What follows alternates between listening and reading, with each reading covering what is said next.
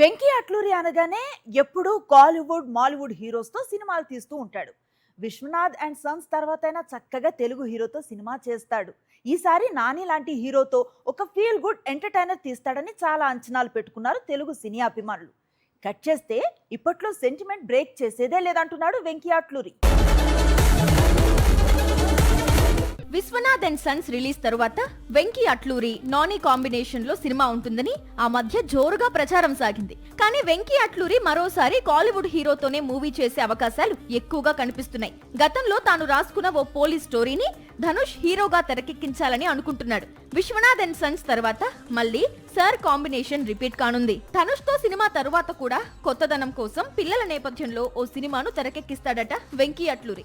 అంతేకాదు ఇంకా లైన్ లో లక్కీ భాస్కర్ సీక్వెల్ కూడా ఉంది అంటున్నాడు. సో ఇప్పట్లో అయితే ఈ తెలుగు దర్శకుడు తెలుగు హీరోతో సినిమాలు చేసే అవకాశాలు లేనట్లే. మరి వెంకీ అట్లూరి తెలుగు హీరోతో సినిమా చేసే అవకాశాలు లేవా అంటే లక్కీ భాస్కర్ 2 తరువాత ఉండే అవకాశాలున్నాయి.